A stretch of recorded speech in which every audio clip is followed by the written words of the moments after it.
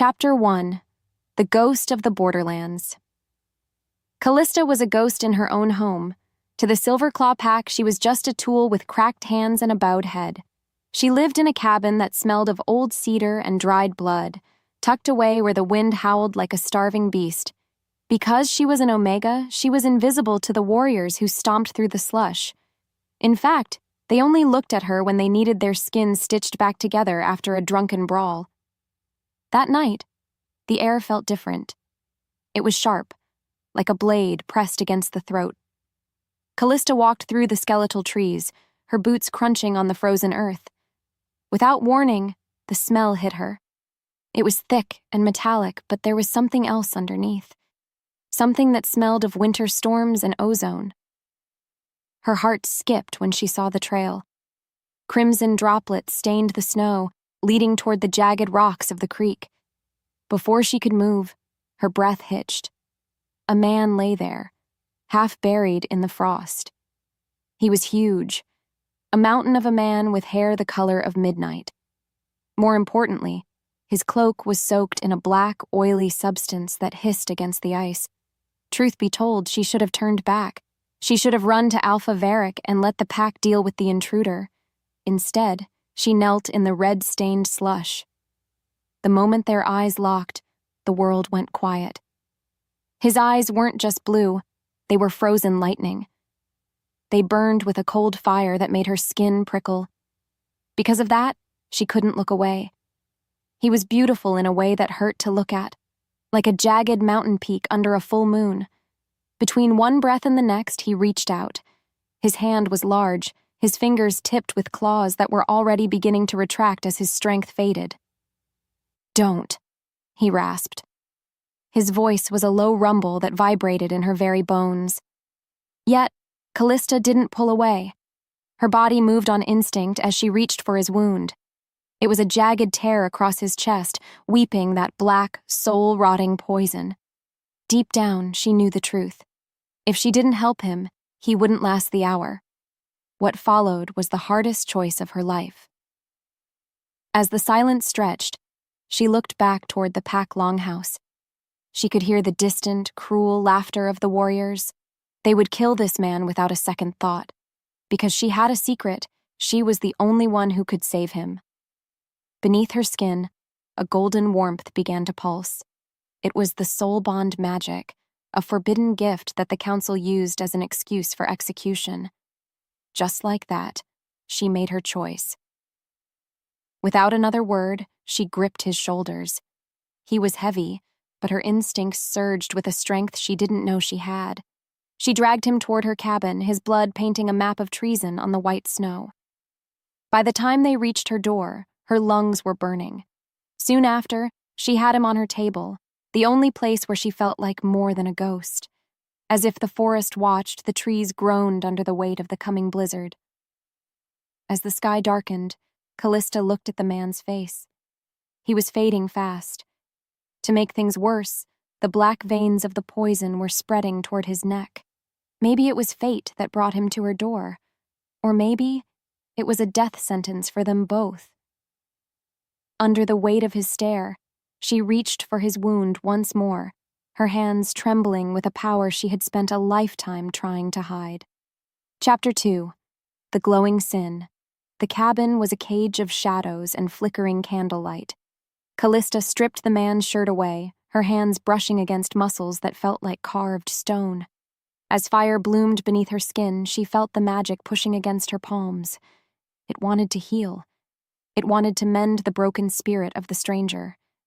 Yet, she hesitated. She didn't know what scared her more, the man dying on her table or the light that was about to spill from her soul. In that moment, he groaned, his body arching in pain.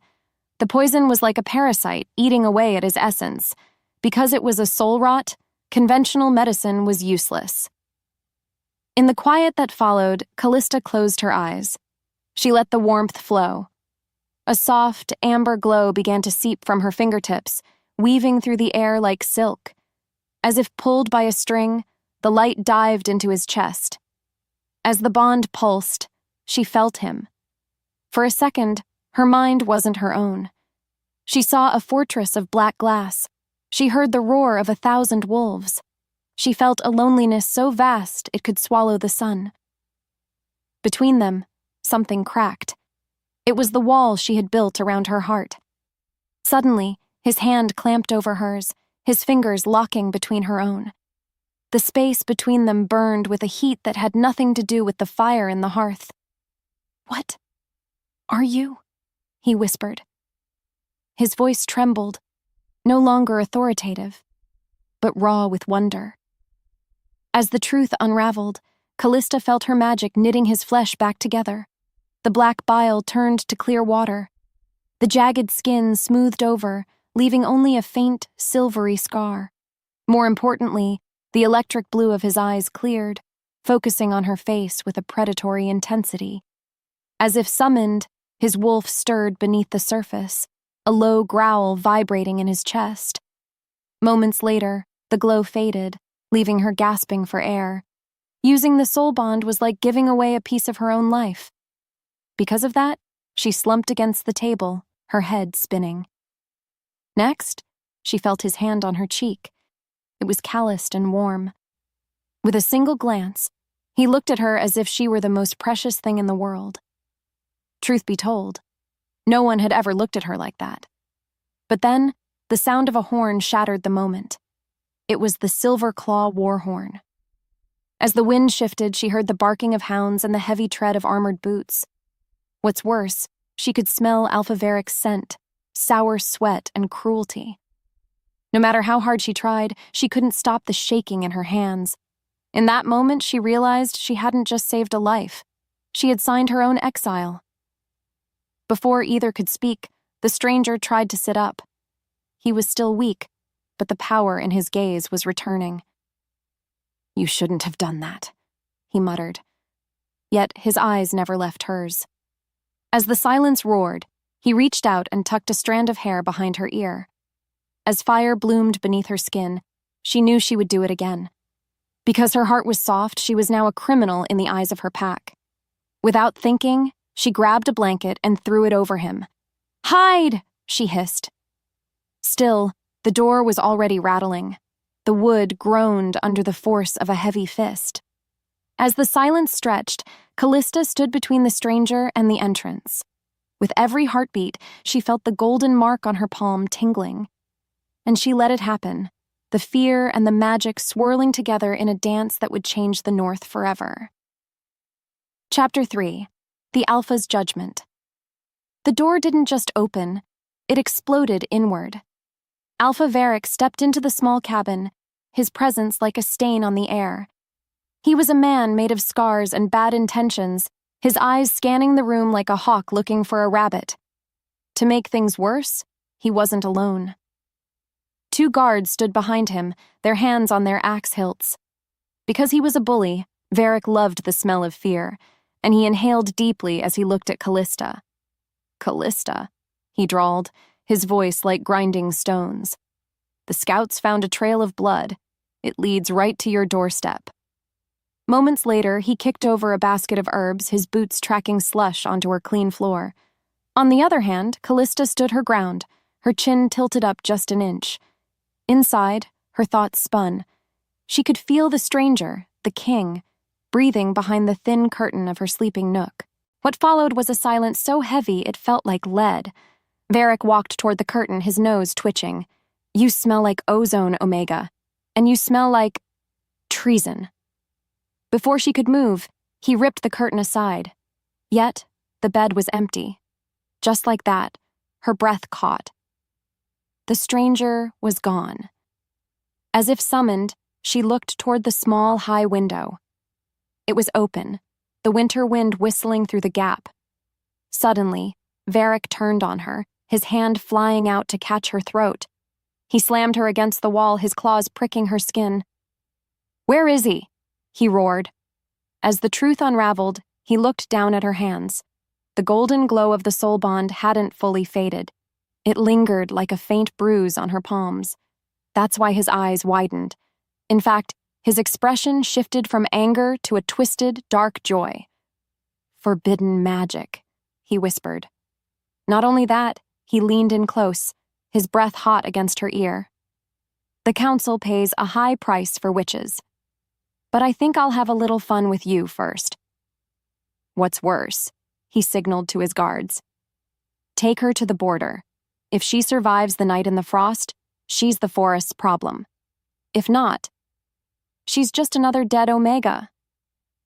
Because of that, Callista felt the world tilting.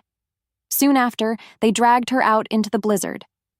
The cold wasn't just a sensation, it was an attack. As the sky darkened, they threw her into the back of a sled, her hands bound with silver-lined rope that burned her skin. Still, she didn't cry out. No matter how hard she tried, she couldn't stop thinking about the man with the frozen lightning eyes. Was he safe? Or was he watching her from the shadows, waiting for his moment to strike? By the time they reached the frozen cliffs of the Borderlands, Callista was numb. The guards hauled her to the edge of the ravine, the wind threatening to throw them all into the dark. Eventually, Varric stepped forward, his face twisted in a cruel sneer. "Goodbye, little ghost," he spat. Before the words left her lips, he shoved her toward the ledge. And just like that, everything changed. Without warning, a roar ripped through the storm. It wasn't the sound of a normal wolf. It was the sound of the earth itself cracking open. As the wind shifted, a massive shape lunged from the darkness. It was a wolf the size of a carriage, its fur tipped with frost that shimmered like diamonds. The moment their eyes locked, Callista knew. It was him. As if fate demanded it, the Sovereign had returned to claim what was his, and the Borderlands would never be silent again. Chapter 4. The King's Claim. Before she could hit the rocks, the world exploded in white fur and jagged ice. The massive wolf didn't just catch her, he snatched the air itself from the sky. Callista felt the wind vanish as she was tucked against a coat that felt like frozen velvet. Just like that, she wasn't falling into the dark ravine. Instead, she was cradled against the chest of a legend. As if fate demanded it, the giant wolf landed on the cliff's edge with a thud that shook the very foundation of the Borderlands. The tension broke with a sound like a glacier cracking. Alpha Varric scrambled backward, his face turning the color of ash. Because he was a coward, his knees buckled before the sheer power radiating from the frost-tipped beast. In that moment, the wolf began to change. The shift was violent and beautiful, a blur of muscle and magic that made the air hum with ozone. Between one breath and the next, the wolf was gone. Standing there was the man with the frozen lightning eyes, King Fenris. "You dared to touch what is mine," Fenris rumbled. His voice was deeper now, a command that made the trees bow. With every step he took, the ground beneath his feet turned to solid glass. As the silence roared, he pulled Callista closer to his side, his arm a heavy protective bar across her shoulders. She felt it, clear as day, the golden heat of the soul bond answering the call of his blood. Her heart skipped when he looked down at her, his gaze softer than the winter moon. Without warning, Varric tried to speak. "My king, she is a witch. She used forbidden—" But then, Fenris cut him off with a single sharp glance. As if the world narrowed, the king's eyes turned a lethal, glowing blue. "She is not a witch," Fenris stated, his voice echoing through the frozen valley. "She is the savior of the North. In fact, she is your new queen." What followed was a collective gasp from the Silver Claw warriors. They dropped to their knees, their heads bowing so low they touched the snow. No matter how hard she tried, Callista couldn't find her voice. Her world tilted as the weight of his words sank in. Queen? She was an Omega who had spent her life cleaning floors and hiding in shadows. Yet, as she looked at Fenris, she saw the truth in his eyes. He wasn't just saving her. He was claiming her to keep her from the Council's fire. Because of that, she leaned into him, her fingers curling into the fabric of his cloak. Soon after, Fenris turned his back on the cowering Alpha. With every heartbeat, Callista felt the connection between them tightening like a physical rope. As the bond pulsed, she could feel his exhaustion, the way the beast inside him was still clawing at his mind. Still, he stood tall, a pillar of obsidian against the white storm. "We leave for the fortress," he commanded. And just like that, everything changed, leaving the Borderlands and her old life behind in the biting wind. Chapter 5. Fire in the Frost. That night, the forest was a sanctuary of shadows.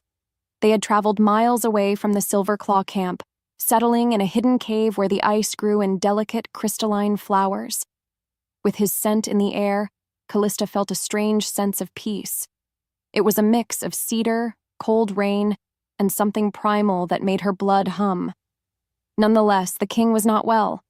He sat by the small fire she had built, his jaw tight and his eyes clouded with a dark, swirling fog. As fire bloomed beneath her skin, Callista reached out to touch his arm. Between them, something cracked. Fenris flinched, a low growl rippling through his chest. "Don't," he warned, his voice cracking. "The beast, it's hungry, Callista. It doesn't know friend from foe right now." She didn't know what scared her more, the monster he was fighting, or the fact that she wanted to reach into the dark and pull him out. Deep down, she knew the truth. The poison had left a scar on his very soul. In the quiet that followed, she didn't listen to his warning. Rather, she moved closer until their knees touched. As if pulled by a string, she took his hand, pressing her glowing palm against his. The space between them burned with a sudden, sharp intensity. In fact, it was like a lightning strike. Callista gasped as a vision flooded her mind, a cage of silver bars, a wolf howling in a void, and the cold, cruel laughter of Alpha Varric. Because she cared, she pushed her magic harder. Soon after, the fog in Fenris's eyes began to lift. He slumped forward, his forehead resting against hers. In the stillness that followed, their breaths mingled in the cold air. Her name hung in the air as he whispered it for the first time. "Callista, why would you risk this? You saw what I am. I am a monster draped in a crown." His voice trembled, revealing a vulnerability that shattered her heart. "You're not a monster," she whispered back, her fingers tracing the line of his jaw. Under the weight of his stare, she felt a surge of desire so strong it made her dizzy. Maybe it was fate, or maybe it was just the bond, but she didn't care. Without thinking, she leaned in and pressed her lips to his. As the silence roared, Fenris let out a ragged sound, half sob, half growl, and pulled her into his lap, his hands tangling in her hair with a desperate, hungry focus. As fire bloomed beneath her skin, the kiss deepened. It wasn't gentle, it was a battle. It was the taste of survival and the heat of 1,000 suns. Not only that, she could feel the beast inside him quiet down, soothed by her touch. Yet she knew this was only the beginning. To make things worse, the journey to the fortress was long, and the enemies they left behind were already hunting them. With every breath, the bond grew stronger, tying their lives together in a knot that no blade could sever. Chapter 6. The Glass Gates. Come morning, the horizon was a jagged line of obsidian and ice. The Obsidian Fortress rose from the mountain peak like a giant's tooth, its black glass walls reflecting the pale winter sun. Eventually, they reached the massive gates, which were guarded by soldiers in silver-tipped armor. By the time they halted, a crowd had gathered. These were the high-born shifters, the lords and ladies of the north, and their eyes were not kind. As the truth unraveled, Callista felt the weight of their judgment. She was still wearing her tattered Omega rags, her hair a mess of tangles and frost. On the other hand, Fenris stood beside her like a god of war, his hand never leaving the small of her back. What's worse, a tall woman with hair like spun silver stepped forward. This was Lady Alara, the king's cousin, and a woman who clearly expected to be the next queen. The moment their eyes locked, Callista felt a chill that had nothing to do with the weather. "My king," Alara said, her voice like ice clinking in a glass. You return, and you bring a stray? In that moment, the tension in the courtyard became a physical thing. Because of that, Fenris tightened his grip on Callista. "This is no stray, Alara," he said, his voice booming across the stone floor. "This is Callista. She saved my life when the traitors in the Borderlands tried to end it. She is my queen, and you will treat her as such." What followed was a silence so heavy it felt like the mountain itself was pressing down on them. Even so, Alara didn't bow.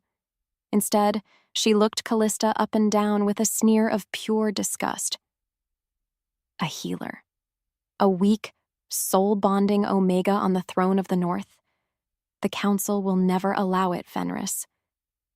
To make things worse, she looked at the other lords, who were already whispering behind their hands. She felt it, clear as day, the hatred radiating from the court. Despite that, Callista didn't look down. Her instincts surged, fueled by the golden warmth in her palm. As fire bloomed beneath her skin, she realized that the fortress wasn't a sanctuary. It was a different kind of battlefield, which meant she had to be stronger than she ever thought possible.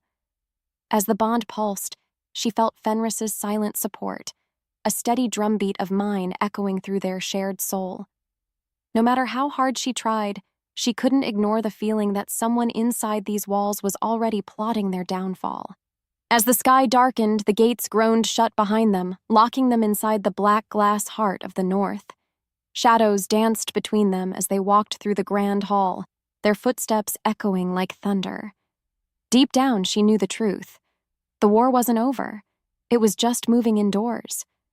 And just like that, everything changed as Callista took her first step into a world of jewels, poison, and a love that could either save the world or burn it to the ground. Chapter 7. The Gilded Cage. The Obsidian Fortress did not just house the king. It breathed with a cold, predatory life of its own. Callista stood by the window of her new chambers, her breath fogging the black glass that overlooked a drop of 1,000 feet.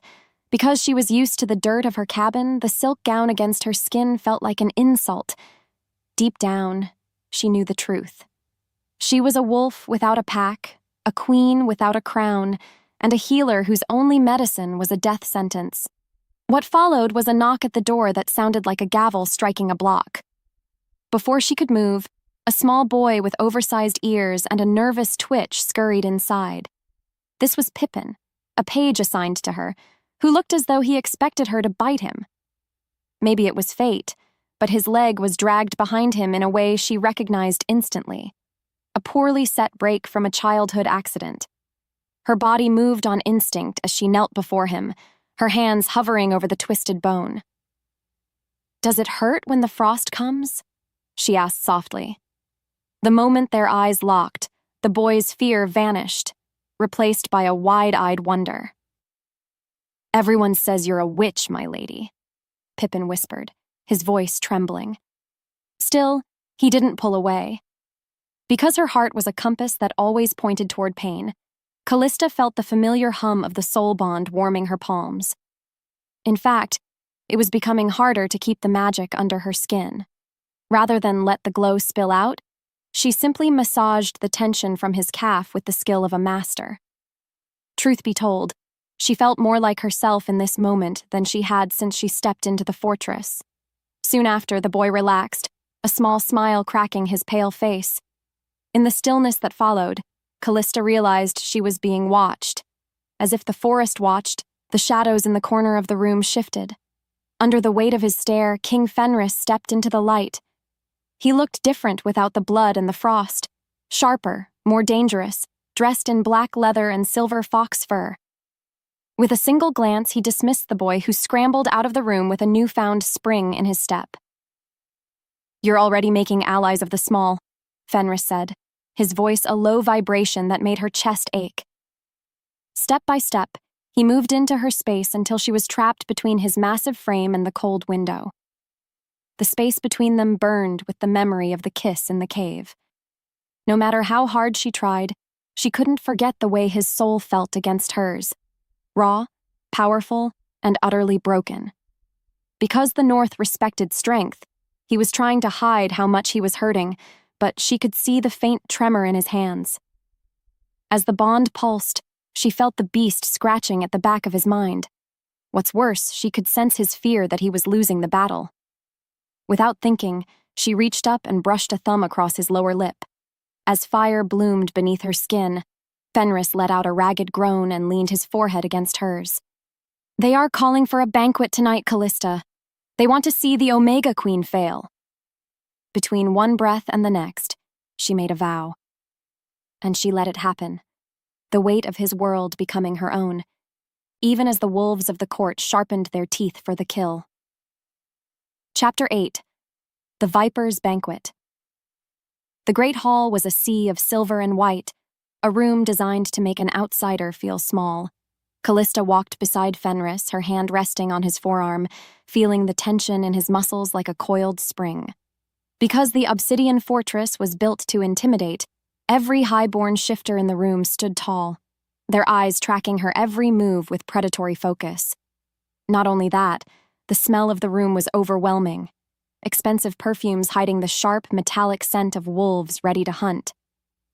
What followed was a silence so thick it could be cut with a blade. In that moment, Lady Alara stepped forward from the crowd. She was draped in diamonds and silk that shimmered like ice. With every step she took, the other lords moved aside, clearing a path for the woman who believed the throne was hers by right. "A toast," Alara announced, her voice like a bell in the quiet hall. "To our king, who has returned with a most unusual treasure." As the silence roared, she held out a glass of dark red wine toward Callista. Her heart skipped when she realized the wine smelled of bitter almonds, the scent of a mild sedative. Instead of taking the glass, Callista looked Alara dead in the eye. She didn't know what scared her more, the poison in the cup or the hatred in the woman's smile. Because of that, she let her voice carry steady and clear. "In the Borderlands, we do not drink until the work is done, and it seems there is much work to do in this court." The tension broke as a few of the older lords let out huffs of surprised laughter. In fact, the weak healer had just shown more teeth than they expected. But then, the air thickened. Fenris's grip on the table tightened until the wood groaned.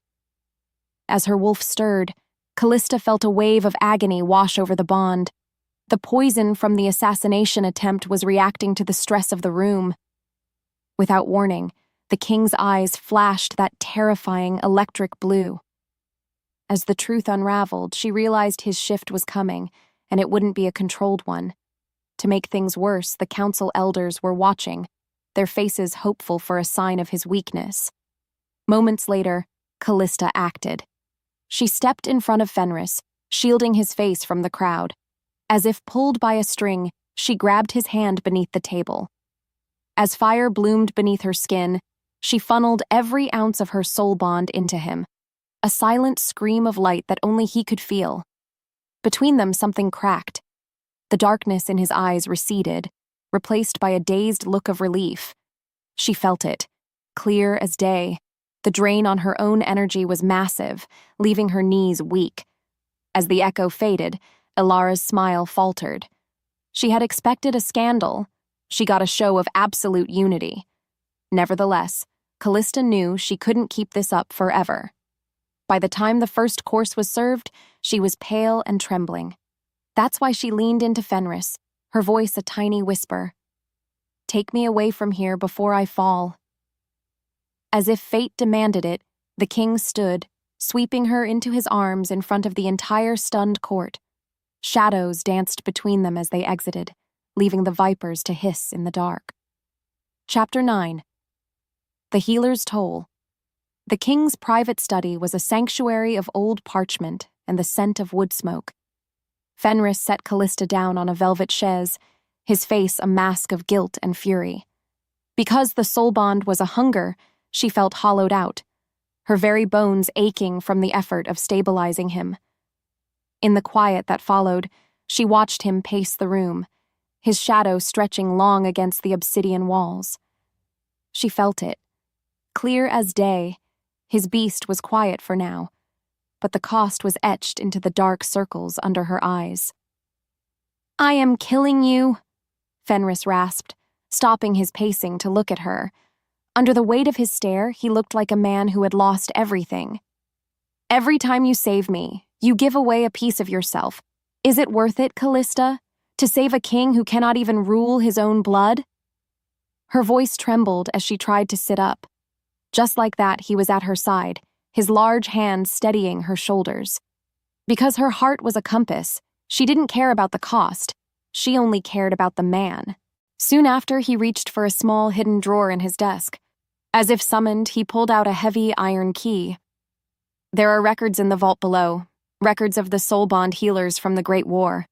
What followed was a silence that felt like a secret being kept by the stones themselves. Deep down, she knew the truth. If the council found out she was looking into forbidden history, she wouldn't just be exiled, she would be erased. Yet, she took the key, the cold metal biting into her palm. Between one breath and the next, Fenris pulled her into his arms, his face buried in the crook of her neck. With every heartbeat, she felt his pulse slowing, syncing with her own. As the bond pulsed, a new sensation bloomed, a vision of a silver wolf running through the stars. Not only that, she realized the bond was growing, evolving into something the legends hadn't warned her about. As the sky darkened, they stayed like that, two broken things trying to make a whole. Meanwhile, in the hallway outside, a shadow moved away from the door. What's worse, the sound of a familiar, cruel laugh echoed in the distance. As the wind shifted, the scent of Alpha Varick returned to her, a ghost of the Borderlands that refused to die. No matter how hard she tried, she couldn't shake the feeling that the banquet had only been the opening move. As the mark tingled, she knew the first real test was coming, and she let it happen. The darkness closing in as the king and his healer prepared for a war they were not yet ready to win. Chapter 10. The Vault of Echoes. What followed was a descent into the belly of the mountain. Callista clutched the iron key until the metal bit into her palm, the cold stone stairs of the secret vault leaching the heat from her boots. Because the king was being watched, she had to move like a shadow in the dead of night. In fact, every flickering torch on the wall felt like an eye tracking her progress. No matter how hard she tried, she couldn't shake the feeling that the darkness was reaching out to touch her. Soon after, she reached the heavy oak door at the bottom of the spiral. The key turned with a groan that sounded like a dying man's last breath. Inside, the room was filled with rows of black glass shelves, each holding scrolls that looked like they hadn't been touched in a century. As the silence roared, Callista felt the weight of her ancestors. These were the stories of the soul-bonded, healers who were once honored but were now whispered about as myths. She didn't know what scared her more, the power she held or the price they all eventually paid for it. Truth be told, the history of the North was written in blood, and the healers were the ones who had to wash it away. Rather than looking for legends, she began searching for current records. Tax logs, border reports, and council minutes. As her wolf stirred, she felt a prickle of unease at the back of her neck. With a single glance, she noticed a scroll that looked too new for this dusty tomb. It was sealed with a wax stamp that made her stomach drop, the jagged silver claw of Alpha Varick. Before she could move, she heard a soft scuffing sound from the hallway. As if the forest watched, the shadows near the door seemed to lengthen and stretch. Because her heart was racing, she shoved the scroll into the bodice of her dress, the parchment cold against her skin. Have you ever felt the breath of a predator on your neck? That was exactly how she felt as she blew out her candle and ducked behind a shelf. The moment their eyes locked with the darkness, she realized she wasn't the only one hunting for secrets tonight. As the silence stretched, a figure moved past her hiding spot. It was a man in a long, dark robe, his scent a mix of expensive lavender and something rotting. Wait, was that a council elder? She couldn't see his face, but the way he moved, smooth and predatory, made her blood run cold. What's worse, he was muttering to himself in a language that sounded like cracking ice. Just like that, he vanished into the back of the vault, leaving Callista alone in the dark with a secret that could burn the world down. Chapter 11. The traitor's script. Come morning, Callista was back in her chambers, the stolen scroll spread across her bed. With every heartbeat, she felt the gravity of what she had found. It wasn't just a letter, it was a map of a coup. Because Varric was greedy, he hadn't just attacked the king, he was planning to sell the Borderlands to the southern kingdoms in exchange for a seat on the High Council. In fact, the letter was addressed to someone inside the fortress, someone Fenris trusted with his life. But then, the door swung open, and Fenris stepped inside. He looked exhausted, his shoulders slumped as if the crown were made of solid lead. Under the weight of his stare, Callista felt the urge to hide the scroll, but she knew she couldn't. As the bond pulsed, she felt his pain, a sharp, stabbing ache in his chest that told her the beast was back. Not only that, the black veins were starting to show through the collar of his shirt again. "Varric isn't working alone," she blurted out, her voice trembling. What followed was a silence so heavy it felt like the walls were closing in. Between one breath and the next, she showed him the letter. As if summoned, the anger in Fenris's eyes flared into a cold, electric blue. He read the words, his knuckles turning white as he gripped the parchment. She felt it. Clear as day, the betrayal hit him harder than any physical blade ever could. "He's in my house," Fenris growled, his voice a low vibration that made the windows rattle. "He's sitting at my table, eating my food, and planning my execution." Because of that, he turned toward the door, his claws extending with a sharp snicked sound. Still, Callista grabbed his arm, her small hand a stark contrast to his massive, leather-bound forearm. No matter how hard she tried, she couldn't let him go out there alone. He was too weak to fight, and the traitor would know it. Instead of letting him leave, she pulled him toward the bed. "You can't fight them like this, Fenris. The poison. It's a trigger." Deep down, she knew the truth. The mercy she had shown him on the mountain was the only thing keeping him from turning into a mindless monster right now. As fire bloomed beneath her skin, she realized the midpoint shift had happened. They weren't just running anymore, they were the ones being hunted inside their own home. And just like that, everything changed as the hunter became the prey.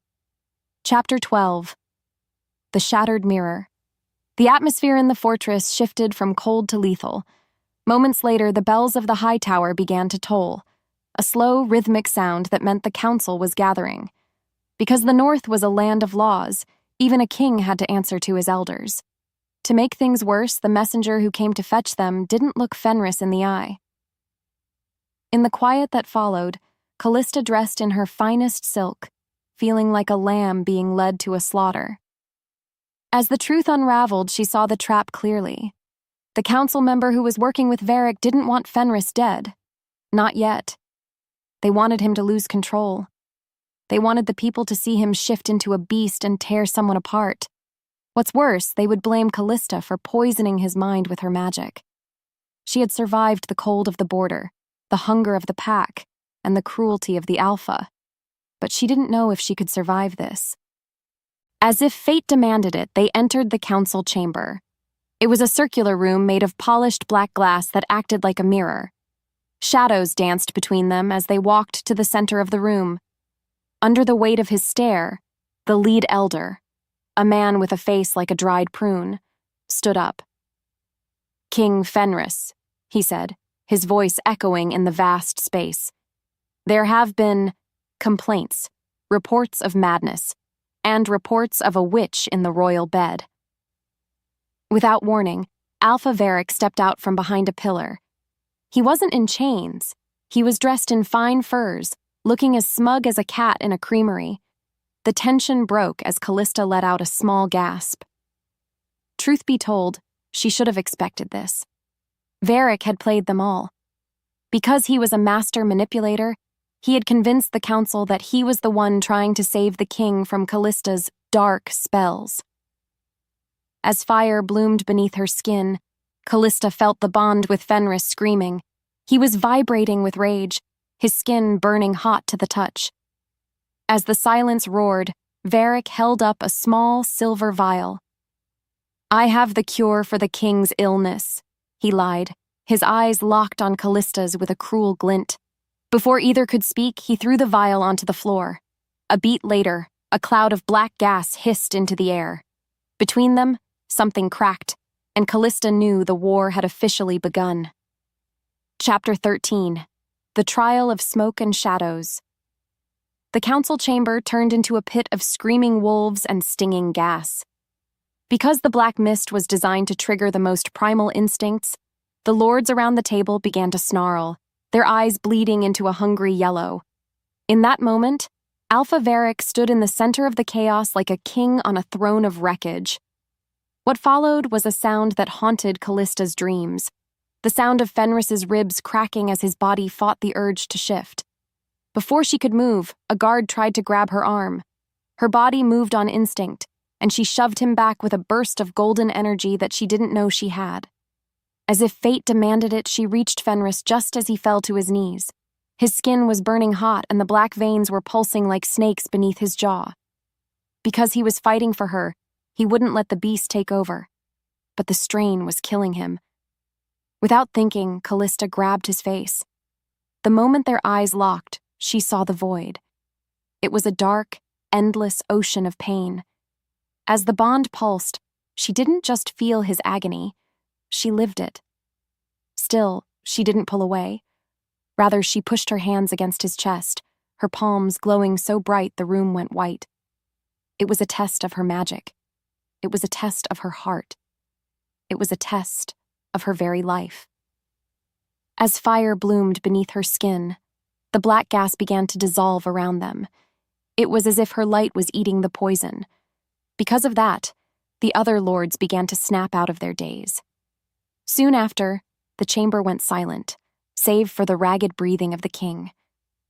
Between one breath and the next, the golden glow faded, leaving Callista so weak she could barely stand. In fact, her vision was swimming with dark spots. Truth be told, she had just revealed her power to everyone. What's worse, Alpha Varric wasn't afraid. He was smiling. As the silence roared, he pointed a shaking finger at her. See? She is the one controlling him. She uses her light to blind our king. No matter how hard she tried, Callista couldn't find the strength to argue. Just like that, she felt Fenris's hand wrap around her waist, pulling her flush against his side. Beneath the moonlight that filtered through the high glass ceiling, Fenris stood tall. His eyes were back to their frozen lightning blue, but they were filled with a lethal promise. As the truth unraveled, Callista realized this wasn't just a trap. It was a declaration of war. And she let it happen, her head resting on Fenris's shoulder as the world went dark. She didn't know what scared her more, the enemies in the room or the growing power inside her soul. Chapter 14. The Queen's Gambit. Callista woke up in a bed that smelled like cedar in winter. Moments later, she realized she wasn't in her own room. She was in the king's private quarters. Because he wouldn't leave her side, Fenris was sitting in a chair by the fire, his large hands gripping the armrests so hard the wood was splintering. On the other hand, the room was quiet and warm, a stark contrast to the violence of the council chamber. As if pulled by a string, Callista sat up. Her body felt heavy, like it was made of lead, but the soul bond was humming a soft, sweet tune in her blood. Soon after, Fenris was at the edge of the bed. Under the weight of his stare, she felt a rush of heat that had nothing to do with the fire. Deep down, she knew the truth. She was no longer just his healer. She was his anchor. "You risked everything today," Fenris whispered. His voice trembled, a sound that made her heart ache. "Why, Callista? You could have let the gas take me. You could have run." Because her heart was a compass, she reached out and took his hand. The space between them burned with a sudden, intense desire. It wasn't just about the bond. It wasn't just about the magic. It was about the man who looked at her like she was the sun. Between them, something cracked. The stoic king finally let his mask fall. As if summoned, he pulled her into a kiss that tasted of desperation and long-denied hunger. As fire bloomed beneath her skin, Callista melted into him. His hands were everywhere, in her hair, on her waist, pulling her closer until there was no air between them. In that moment, she made her choice. She wasn't an Omega anymore. She was his. What followed was a night of whispered promises and sizzling heat. As the bond pulsed, they shared more than just their bodies. They shared their memories. She felt his childhood in the snow, and he felt her lonely years in the cabin. In fact, it was the first time she had ever felt truly seen. Because they were two halves of a whole, the world outside the door didn't matter. Yet, as the fire died down, a new question hung in the air. What happens to a healer who falls in love with a king who is destined to burn? Come morning, the sun hit the obsidian walls, turning the room into a cage of light. As the silence roared, Fenris kissed her forehead. "I have to meet the council again," he said. To make things worse, he looked like he was going to his own execution. Instead of letting him go, Callista stood up, her silk robe fluttering around her ankles. "I'm coming with you," she stated. And just like that, everything changed, as she committed to the role she was born to play. Chapter 15. The Lion's Den. The walk to the throne room was a gauntlet of whispers. Because Callista was now the Witch Queen, the servants scurried away when she passed. In the span of a breath, the atmosphere of the fortress had turned from cold to hostile. Still, she kept her head high, her hand locked in Fenris's grip. Not only that, she felt a new strength in her steps, a royal steel that had replaced her old Omega fear. As they entered the hall, they found Lady Alara standing by the throne. With a single glance, Callista saw the trap. Alara wasn't alone. She was surrounded by the high-born ladies of the court, all of them looking at Callista with sharp, predatory smiles. What's worse, Alpha Varric was nowhere to be seen. As the truth unraveled, Callista realized he was already making his move elsewhere, which meant she was the distraction. "So the little Omega thinks she can play at politics," Alara sneered. She felt it. Clear as day, the woman was trying to provoke her. Because of that, Callista didn't get angry. Rather, she walked right up to the silver-haired lady. As the silence stretched, the room became so quiet you could hear the snow hitting the glass. Her heart skipped, but her voice was as cold as the north itself. "I don't play, Alara. I heal. And right now, this court is a festering wound." Before the words left her lips, a messenger burst through the heavy oak doors. Without warning, he fell to his knees, his chest heaving. "My king, the Borderlands, they've fallen! Alpha Varric has opened the gates to the Southerners!" The tension broke with a roar from the lords. To make things worse, the messenger held up a blood-stained banner. It wasn't the Silverclaw flag. It was the crest of the Southern King. As if fate demanded it, Fenris stepped forward, his eyes blazing with a cold fury. Between one breath and the next, the room became a war room. Because the stakes were now the entire kingdom, the petty court drama vanished. Yet Callista felt a sudden, sharp pain in her palm. The mark of the soul bond was turning a dark, bruised purple. Something inside her shifted. She realized that Varric hadn't just brought an army. He had brought a way to sever her bond with Fenris forever. As the sky darkened, the king looked at his queen. Shadows danced between them as they realized the time for talk was over. No matter how hard she tried, she couldn't stop her hands from trembling. But then, she looked at the silver key still tucked in her belt. Maybe it was fate, but she knew the answer wasn't in the throne room. It was back in the vault. And she let it happen, the chaos of war swirling around them as she prepared to make the ultimate sacrifice for the man she loved. Chapter 16. The Beast Unchained. To make things worse, the flag of truce Alpha Varric carried was as white as the snow and just as cold. He stood in the center of the high hall, his eyes dancing with a light that made Callista's skin crawl. Because he was a snake in wolf's clothing, he bowed low to Fenris, but his smile didn't reach his eyes. In fact, he looked like a man who had already won a war before the first sword was even drawn. "I come to offer a gift of peace, my king," Varric purred, his voice echoing against the black glass walls.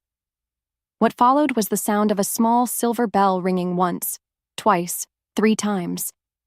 As the wind shifted, a strange, bitter scent filled the room. It was the smell of the very poison that had nearly killed Fenris in the snow. Suddenly, the king's hand clamped onto the arm of his throne, his knuckles popping like dry twigs. Because the poison was a sleeping giant, the sound of the bell was the only alarm clock it needed to wake up. Before she could move, Callista felt the soul bond scream in her mind. It wasn't a hum anymore. It was a jagged saw cutting through her thoughts. The moment their eyes locked, she didn't see Fenris. She saw a void of primal, mindless hunger. Her heart skipped as his skin began to ripple, his bones cracking and reforming with a sickening, wet sound. Without thinking, Varric stepped back, pointing a finger at the convulsing king.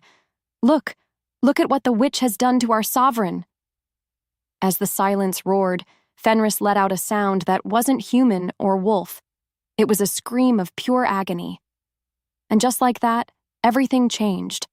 As the massive, frost-tipped wolf erupted from his skin, his claws shattering the obsidian floor.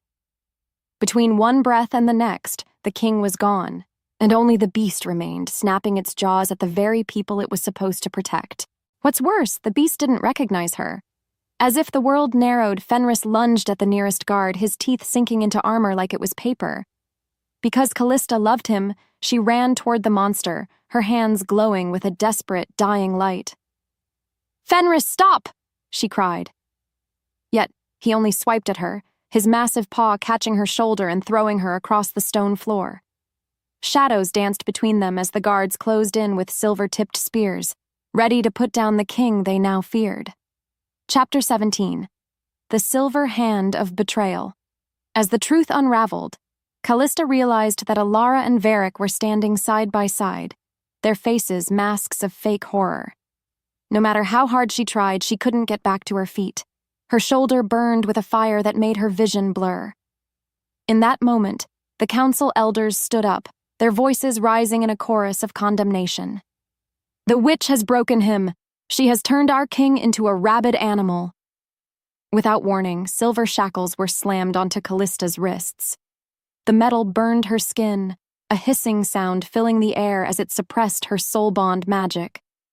Because silver was the death of a shifter's soul, she felt her connection to Fenris being ripped out by the roots. She didn't know what scared her more, the physical pain or the sudden, terrifying silence in her head where his heartbeat used to be. In fact, she felt like she was drowning in a sea of ice. "Take them both!" Alara screamed, her voice triumphant. "Put the beast in the dampening cell and throw the witch into the black hole." Moments later, a dozen guards swarmed Fenris, hitting him with silver nets that smoked against his fur.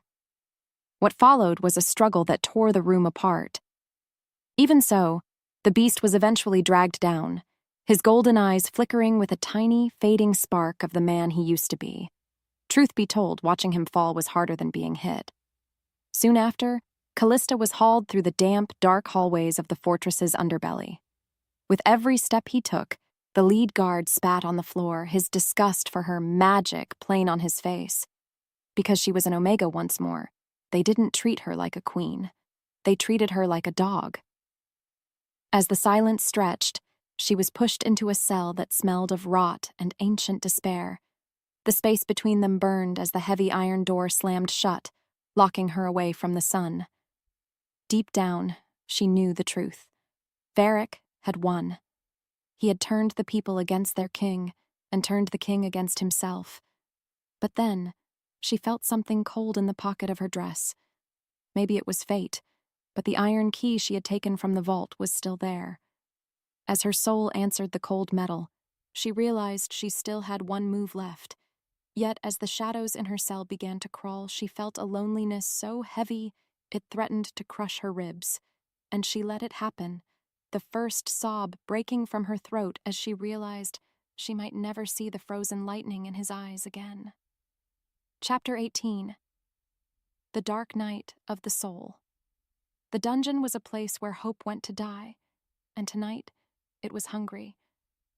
Callista sat on the cold stone floor, her bound hands shaking as she stared at the single tiny window high above. Because the silver was draining her, She felt her strength slipping away like water through her fingers. Have you ever felt so alone that you could hear your own soul breaking? That was the only sound in the cell, save for the distant, muffled howling of the beast in the tower above. Still, she forced herself to crawl toward the wall. No matter how hard she tried, the silver shackles wouldn't budge, but she could still think. What's worse, she remembered the last page of the scroll she hadn't finished reading. It said that a soul bond could only be completed through a sacrifice of blood and spirit. As the silence roared, she realized what she had to do. To save Fenris, she would have to give him everything, including her life. In fact, the bond wasn't a gift, it was a trade. As the sky darkened, a shadow appeared at the bars of her door. Before she could move, she saw a familiar pair of oversized ears. It was Pippin, the page she had helped. The moment their eyes locked, he pressed a finger to his lips, his face pale with terror. "I can't get the door open, my lady," he whispered, "but I can give you this." What followed was a small bowl of water and a piece of bread, but more importantly, he handed her a small, sharp dagger. Between one breath and the next, Callista felt a spark of hope. "Pippin, you have to find the king," she hissed, her voice a dry rasp. Tell him I'm coming for him." Because she was a healer, she knew how to use a blade to save, not just to kill. Soon after, the boy vanished back into the shadows, leaving her with the weapon and a choice. As the mark tingled beneath the silver, she realized that the descent was over. Now it was time for the climb. In the quiet that followed, Callista pressed the dagger against the gap in her shackles. As fire bloomed beneath her skin, she realized that if she failed, Varric would execute them both at dawn. But then she heard a distant roar from the king's tower, a sound of pure, unadulterated pain. With every heartbeat, she felt her resolve hardening into a diamond. Shadows danced between them, but for the first time in the dark, Callista wasn't afraid, and she let it happen, the silver cutting into her skin as she fought for the man who was her entire world. Chapter 19. The Bloody Escape. The silver shackles were more than just metal. They were teeth that chewed on Callista's very soul. Because silver is the natural enemy of a shifter's spirit, every second she wore them felt like her life was leaking out onto the cold stone floor. Still, she clutched the small dagger Pippin had given her. In that moment, she realized that being an Omega had prepared her for this. She knew how to be small. She knew how to be quiet. She knew how to survive when everyone wanted her to break. Without thinking, she pressed the blade into the gap of the silver lock. As the silence stretched, she didn't just use her muscles. She used the last flicker of her soul bond magic. As fire bloomed beneath her skin, the amber glow met the harsh white light of the silver. Between them, something cracked. A puff of acrid metallic smoke rose from her wrists, and the smell of singed flesh filled the tiny cell. No matter how hard she tried, she couldn't stop the sob of pain that ripped from her throat. Just like that, the right shackle snapped. What followed was a wave of nausea that made her world tilt. Because of that, she had to lean her head against the damp wall for a count of 10. But then she heard the heavy boots of a guard in the hallway. Her body moved on instinct. She jammed the blade into the second lock, twisting with a strength born of pure terror. As the bond pulsed, the second metal cuff fell away, leaving her wrists raw and bleeding. Moments later, the iron door groaned. Before either could speak, the guard stepped inside, his hand already reaching for his sword. Yet, Callista was faster. Her instinct surged, and she lunged forward not with the knife but with her glowing palms. The moment their eyes locked, she slammed her hands against his chest. As if fate demanded it, a burst of pure, raw energy threw the man backward against the stone wall. He hit the ground with a dull thud and didn't move. Without another word, Callista stepped over him and into the dark hallway. She felt it, clear as day. The connection to Fenris was a thin, fraying thread pulling her toward the high tower. To make things worse, her legs felt like lead, and the silver burn was a throbbing heart in her arms. Maybe it was fate, but the hallways were empty. Most of the guards were likely in the courtyard, preparing for the morning's execution. Deep down, she knew the truth. If she didn't reach Fenris now, there would be nothing left of the man to save. As the silence roared, she began to run. With every step she took, the shadow of the fortress seemed to grow longer. Have you ever wondered if the dark can actually swallow you whole? Callista didn't wait to find out. As her soul answered the distant, pained howling of the beast, she climbed the spiral stairs. And she let it happen, the pain and the power becoming a single flame that lit her way through the belly of the beast. Chapter 20. The Ghost in the Glass. The upper levels of the Obsidian Fortress were a maze of black glass and silver moonlight. Meanwhile, in the courtyard below, the sound of Alpha Varric's voice rose like a foul wind. He was shouting to the crowds, promising a new era of strength and the end of the Mad King's rule. In fact, he sounded like he was already wearing the crown. Because he was a monster, he was feeding on the fear of the people, turning their panic into his own power. On the other hand, Callista moved through the shadows of the Grand Hall like a ghost. No matter how hard she tried, she couldn't ignore the way her chest ached. As the bond pulsed, she felt Fenris's mind slipping. The beast was winning. The soul-rot poison was eating the last of his memories. She didn't know what scared her more, the guards patrolling the balconies, or the thought that Fenris might not even know her name when she found him. Suddenly, she saw Lady Alara standing by the window of the High Council room. As if the forest watched, the silver-haired woman looked out at the crowds with a smile that was sharper than any blade. Truth be told, Alara didn't just want the throne, she wanted the king's blood on her hands. Not only that, she was holding the same silver bell that had triggered Fenris's shift. Before the words left her lips, Alara whispered a prayer to the old dark gods of the north. What's worse, a squad of elite warriors was blocking the path to the king's tower. Because of that, Callista had to climb. As if pulled by a string, she stepped out onto a narrow ledge of black glass. The wind up here was a screaming banshee, trying to tear her away from the wall. Below her, the drop was 1,000 feet of jagged rock and ice. One slip, one mistake, one breath of doubt. That was all it would take to end her story. Still, she pressed her bleeding wrists against the glass. As her wolf stirred, she felt a surge of cold, stubborn defiance. As fire bloomed beneath her skin, she moved along the ledge, her fingers finding purchase in the cracks of the stone. Soon after, she reached the balcony of the dampening cell. Inside, the darkness was thick enough to choke on. Shadows danced between them as she saw the massive, frost-tipped shape huddled in the corner. The tension broke when the beast looked up. The moment their eyes locked, those blue lightning eyes were gone, replaced by a dull, glowing yellow. Her heart skipped as the monster let out a low, vibrating growl that made the glass rattle in its frames. As if summoned, the cold air in the room turned into a frost that coated the walls. Between one breath and the next, Callista stepped into the room.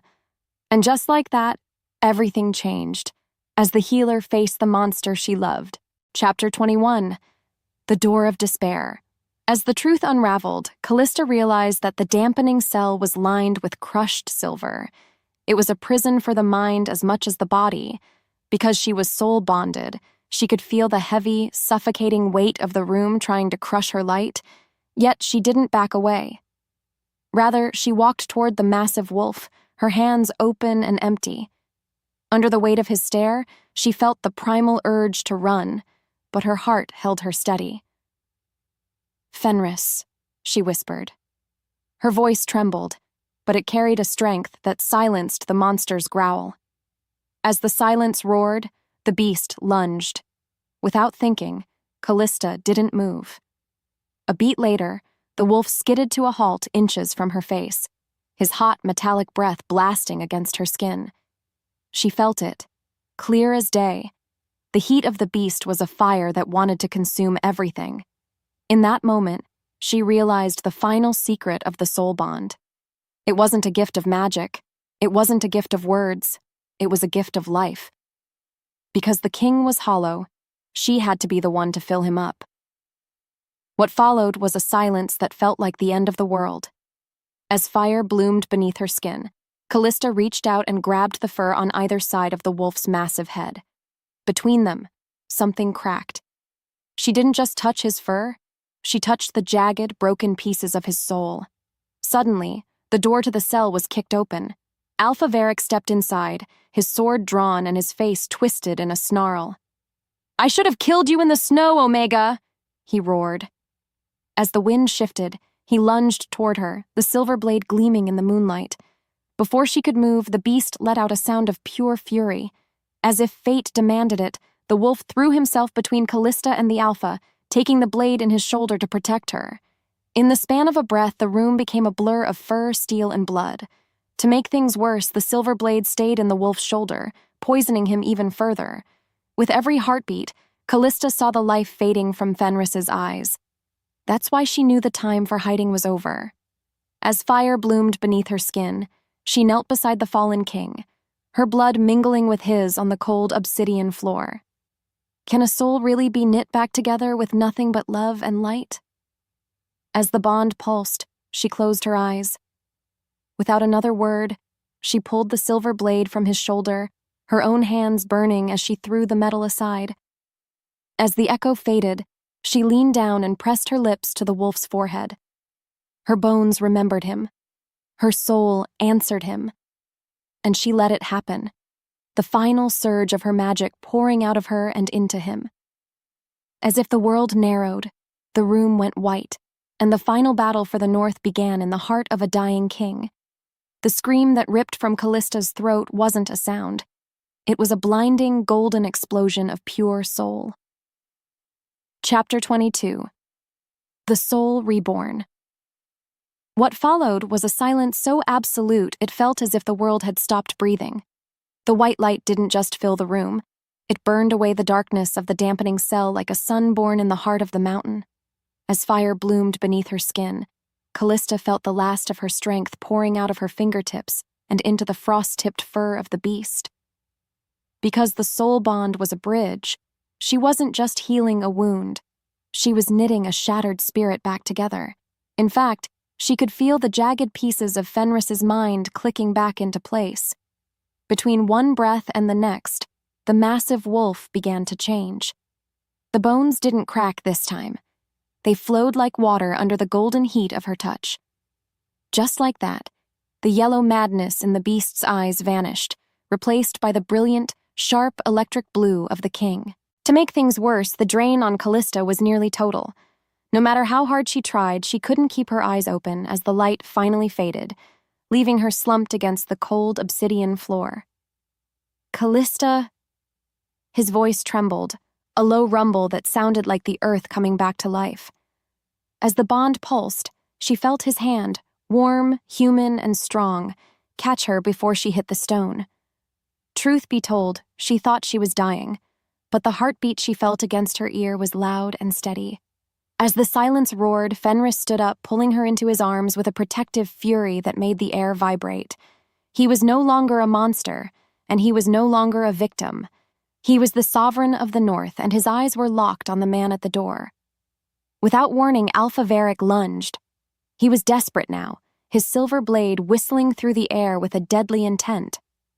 Soon after, Fenris moved, a blur of regal speed and raw power. He didn't even shift. He simply caught Varric's wrist, the sound of bones snapping echoing through the cell. As the truth unraveled, Varric realized his mistake. He hadn't just triggered a beast. He had awakened a god. What's worse, the king wasn't in the mood for mercy. "You brought poison into my house," Fenris growled, his voice a lethal promise. "You tried to break the woman who owns my soul." Because the Alpha was a coward at heart, Varric dropped his sword, his face pale as the snow outside. Maybe it was fate, but the very silver blade he had used to torture the king now lay at Fenris's feet. In the span of a breath, the king kicked the weapon away. He wouldn't use silver, he would use his hands. And she let it happen, watching through blurred vision as the king of the North prepared to end the shadow of the Borderlands once and for all. Chapter 23. The Falling Blade. What followed was the sound of a kingdom being reclaimed. Fenris dragged Varric out of the cell and onto the high balcony overlooking the Great Hall. Because the court was gathered below, everyone saw the miracle. They saw their king, clothed in nothing but his power and his rage, holding the traitor over the edge of the obsidian cliff. As the wind shifted, the screams and whispers of the lords died down into a terrified, expectant hush. In fact, you could hear the heartbeat of the mountain itself. "Look at him!"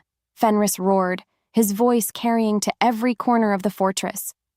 "Look at the man who would sell your borders for a handful of silver." Before the words left her lips, Lady Alara tried to slip away into the shadows. But then, the guards she had bribed suddenly turned their spears toward her. As if pulled by a string, the people realized the truth. The king wasn't mad. He was betrayed. And the weak healer they had mocked was the only reason their sovereign was still standing. Moments later, Fenris threw Varric back onto the stone floor of the balcony. He didn't kill him. Not yet. Because a king rules by law, he beckoned to the council elders. "Take him to the ice wastes," Fenris commanded. "Let him see if the southerners he loves so much will save him from the frost." The tension broke as the guards swarmed Varric, dragging him away as he wailed for mercy he didn't deserve. Between them, something cracked, and the weight of the coup finally shattered. As fire bloomed beneath her skin, Callista managed to stand, leaning against the doorway for support. With every heartbeat, she felt the bond with Fenris pulling her toward the edge. When her name left his lips, he turned to her, the lethal blue of his eyes softening into a look of pure, unadulterated worship. Just like that, he crossed the distance and knelt before her in front of the entire court. She felt it, clear as day, the shift in the room. The lords and ladies who had called her a witch were now dropping to their knees. Nonetheless, Callista didn't care about the bowing nobles. She didn't know what scared her more, the power she now held or the depth of the love in Fenris's gaze. As the silence roared, he took her hand, pressing a kiss to her scarred, silver-burnt wrists. "You are the heartbeat of the North," he whispered. Because she had sacrificed everything, he was giving her the kingdom in return. As the truth unraveled, she realized her life as a ghost was over. And she let it happen, the warmth of his love finally melting the ice that had lived in her chest for 24 years. Chapter 24. The High Queen's Sanctuary. Come morning, the sun hit the Obsidian Fortress and didn't just reflect, it glowed. 1 month had passed since the Battle of the High Tower, and the air in the castle felt different. It was light, filled with the scent of pine and the sound of healing. What followed was a new law, written in the king's own hand. Because Callista was now the High Queen, her first act was to turn the Borderlands from a place of exile into a sanctuary. In fact, the very cabin where she had found Fenris was being rebuilt into a grand school for healers. Soon after, the first group of outcasts arrived at the gates. These were the Omegas, the weak, and the wounded who had been cast out by their packs. Instead of being turned away, they were met by the queen herself. As the bond pulsed, Callista walked among them, her hands no longer hidden in her sleeves. Under the weight of his stare, Fenris watched her from the balcony, a small, proud smile on his face. Truth be told, he was no longer the warrior king who had forgotten how to feel. He was a man who had been made whole by vulnerability. As the sky darkened, the two of them stood on the highest tower, watching the first snow of the year fall over their united land. With every breath, the soul bond hummed between them, a steady, golden thread that promised they would never be alone again. No matter how hard she tried, Callista couldn't remember the face of the girl who used to hide in the shadows. She was the healer. She was the anchor. She was the queen. As fire bloomed beneath her skin, she realized the mercy she had shown a dying man had saved an entire world. "Is it everything you wanted?" Fenris asked, pulling her back against his chest. His voice trembled with a tenderness that still made her breath catch. Between one breath and the next, she turned in his arms, her eyes meeting his frozen lightning. She didn't know what scared her more, the future or the fact that she was finally happy. But then, she felt the kick of a new life beneath her ribs, a tiny heartbeat that carried the power of both the wolf and the soul. Deep down, she knew the truth. The war was over, but their story was just beginning. As the silence roared, they shared a kiss that tasted of forever and frost. Maybe it was fate, or maybe it was just the choice of two broken people who refused to stay shattered. As her soul answered the call of the north, Callista looked out at her kingdom. The wind carried his name, and hers, echoing through the mountains as a legend that would be told for 1,000 years. And she let it happen, the light of the Winter King's mercy shining bright enough to lead everyone home. Epilogue. The Garden in the Ice.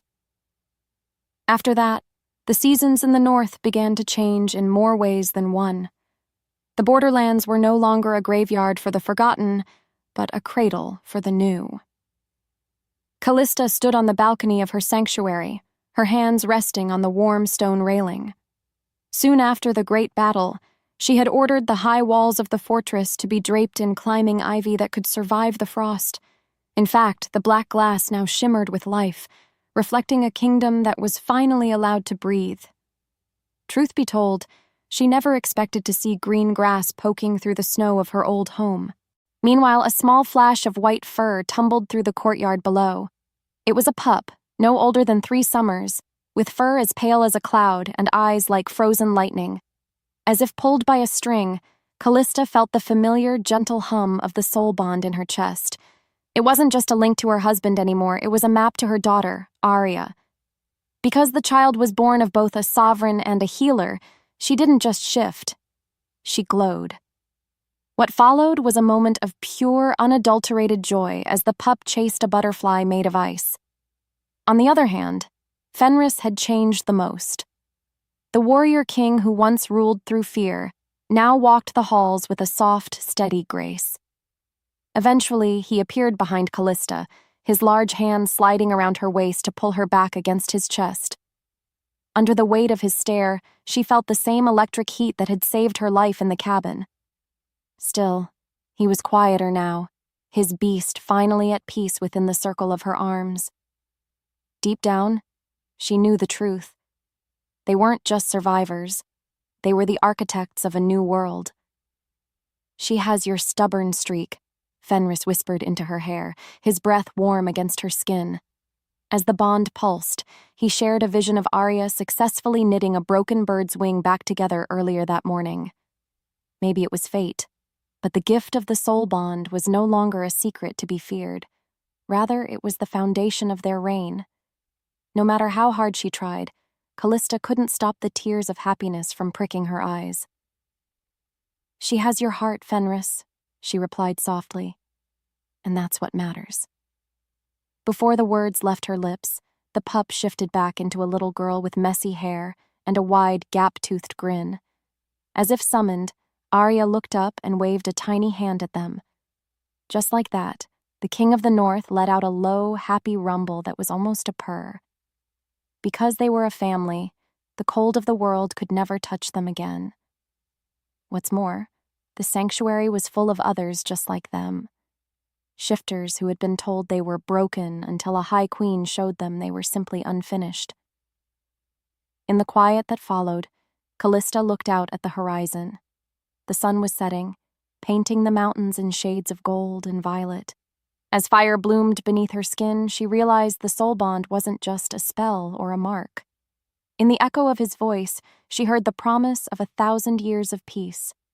And she let it happen, the light of the Winter King's mercy becoming a sun that would never set on the north.